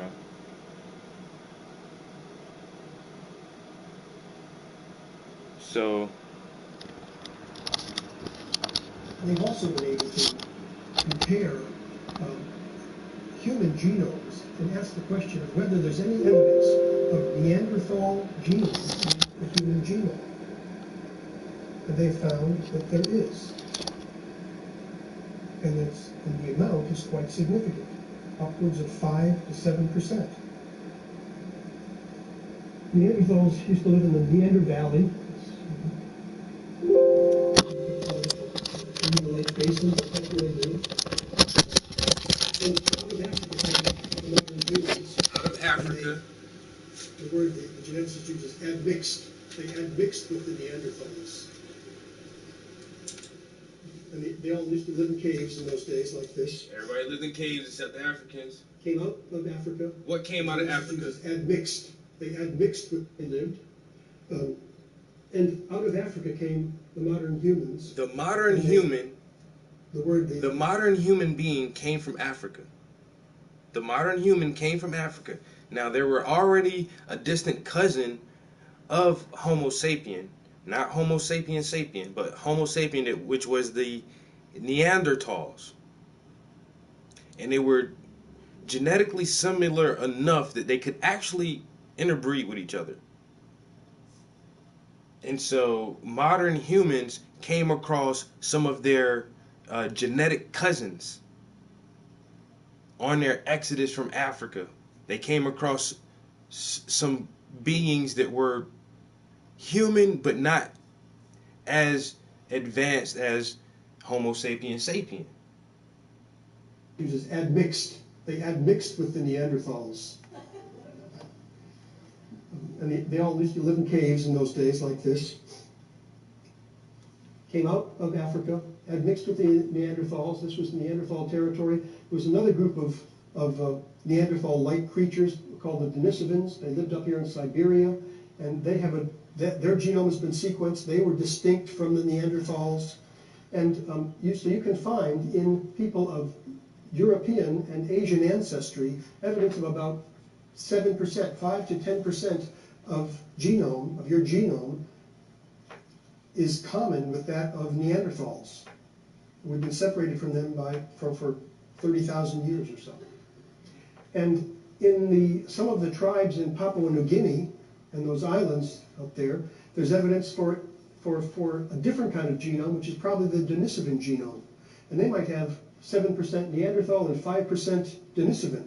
So they might be 12 or 15% different from us. And in fact, the Africans who came out from Africa have no evidence of any Neanderthal genes in them. No evidence of admixture. So they're the real pure humans. Homo sapiens. Really, really interesting. It gives you a lot to think about. Africans are the only pure human Homo sapien sapien. We have been over this entire planet before anybody else. We've already been here. We are native to every square inch of this world. We are indigenous to the planet. Now, the subsets of every other so-called ethnic group or race are byproducts of us, and you came after. So we were already in the Americas before any Mongolian, Asian, whoever crossed whatever land bridge to get here. We were already here. We've been here. Yeah, we're indigenous to the Americas, North and South and Central, and we're indigenous to the continent of the so-called Europe, which is just one continent, Asia, which is Europe is all part of Asia, Australia, as you can see, the one continent that is separated by another mass of water, but when the colonizers get there, they see dark-skinned people. We've been everywhere all the time. We've been everywhere all the time. There is no place we haven't been before the other subgroups of humanity started to make their way around the globe. We were already there. We were already there. And it took thousands of years for subgroups to evolve and then to migrate around the globe where we were already at. No, I know I'm natives.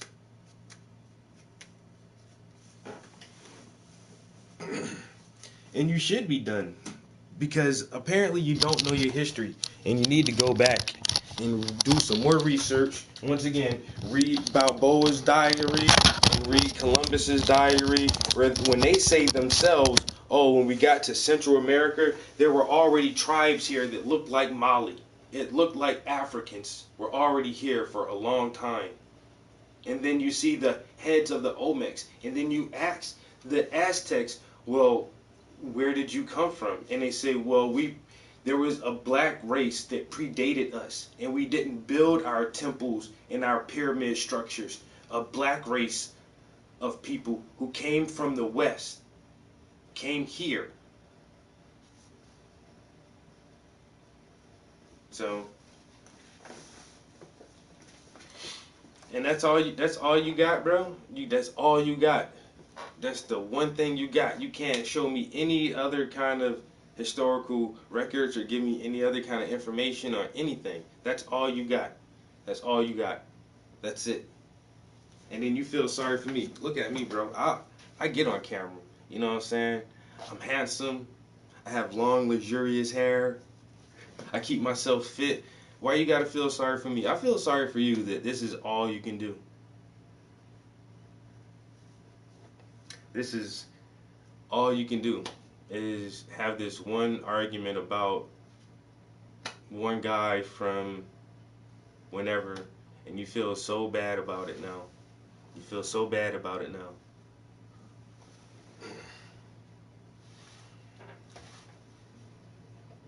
But Troll, right. You're a very entertaining troll. I always appreciate you being here. I definitely need like the watch hours. For some reason, I don't get a lot of people to like stay in the stream the whole time. But you wanted to be in the stream so bad, you actually came in with several different accounts. So I appreciate that. Sorry that your argument doesn't fly. Like I don't know why you actually you're not even putting forth an argument. Well, kind of. You kind of have an argument saying that, I don't know, it's so convoluted. I really can't really piece it together. Oh, look up this black man who fought with the white people during the Battle of Little Bighorn. Okay, now you're already telling me what I'm gonna find out. A black guy fought with the white man at the Battle of Little Bighorn. So what else do I need to look up? Do I need to know his age, exactly what day of the week it happened? We just know, didn't you guys lose that battle? Or most of the battles with the white man because they had guns? And y'all had like bow and arrows and spears and shit?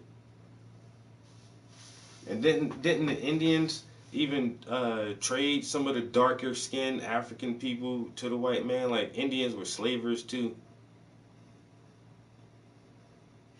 Slaving their own indigenous brothers.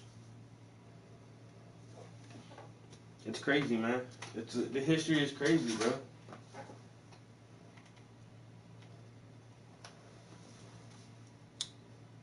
You won? Did you really? What is this country called now? Who's the president? Who running this shit?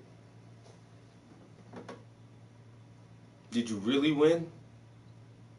You won the battle. It's called a battle. The Battle of Little Bighorn. You won the battle, but you lost the war. You know what I'm saying? Battles are small skirmishes. A war is much longer. Wars can go on for years and years. And like the Vietnam War, the Desert Storm War, the Iraqi War, like wars go on for years and years. So winning one little battle doesn't necessarily determine the outcome of the war. And when you look around us, we all know who the victors are. And it ain't you. It definitely ain't you. Y'all just had to do some protests over some freshwater rivers or something, because they gonna take that shit too. Motherfucker reservation shrinking and shrinking and shrinking. So I don't think you really won anything. When you think about it in the big, once again, you gotta look at the big picture, bro. We all losers over here. That's why I want my reparations. So I can build my own reservations. I want to be just like you. I mean, you keep reiterating the same thing over and over. There's only like 2 or 3 phrases that you keep saying. And I get it, because you don't know anything else. You don't know what else to say. You don't know what else to say. And I'm so happy that you have so much pride in your knowledge of and understanding of your history, because we should all have that pride in ourselves, knowing that no matter how the world is playing out right now, that we all should see ourselves and our culture as something important that has contributed to the human story. But, and so I'm definitely happy that you're proud of who you are and everything, and it's so easy for you to try to tear down someone else's culture. I try to keep fucking with you and all that shit, but then I think too, like, I got some homies who are like quote unquote native, and they're pretty cool people. You know what I'm saying? So I hate painting everybody with such a broad brush. But then at the same time, like my pride for myself and people who look like me, I just know we some of the best. That's just, I ain't no way around it. We just some of the best. Once again, that's why you sit in here for 2 hours to argue with me, because you know I'm one of the best people out there, yo. I'm one of the best people out there, man. And so let me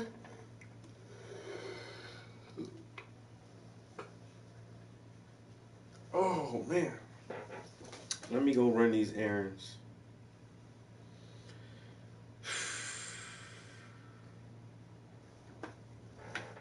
How I'm a beggar, bro? Do you not see I'm sitting in this whole room is just my studio? How I'm begging? I own the house. I own my own house. I got 5 bedrooms and 2 bathrooms just for me. Just for me. How am I begging? How big is your home that you live in? Do you own it? You still live with your parents? I don't gotta beg for nothing. I ain't begging for shit. I know what I want, and I know what I'm asking for. It's a difference in begging and asking. I'm asking for a motherfucker to uphold a part of an agreement.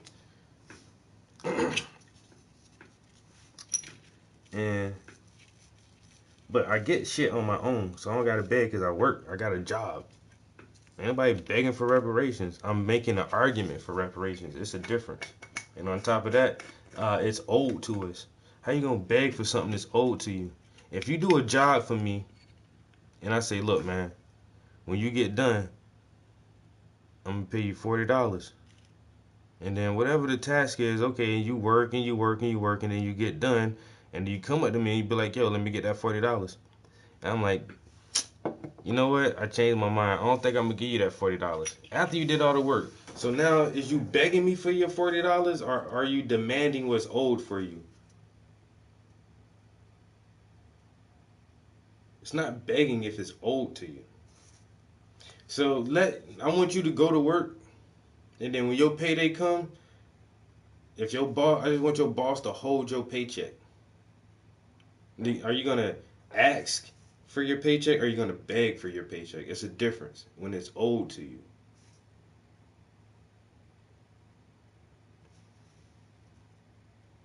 You can be a hard worker and still be a coward. At your job, once again, if a motherfucking a gang of masked men come in there with some fucking guns, you gonna still keep doing your job or you gonna run away?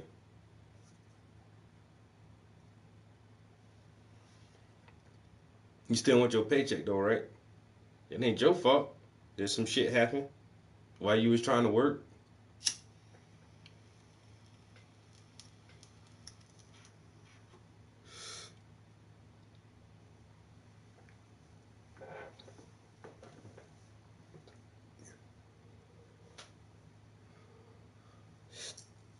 You can't do that. See, cause I made a treaty with the white man.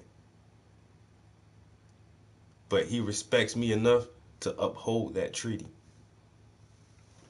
And if someone was gonna try to break in my house and take it from me, I can call the white man. He'll come with a bunch of guns and kill them people.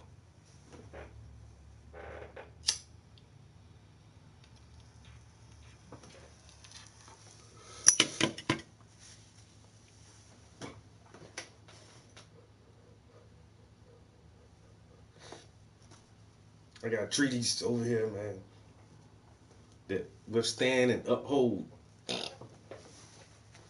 know what I'm saying? I got bargaining chips. Unlike some people I know. But anyway, I got errands to run. Unlike you, I got shit that needs to be done. I got important shit to do, man. I appreciate y'all stopping in and checking me out. Peace. Until next time. Oh, man.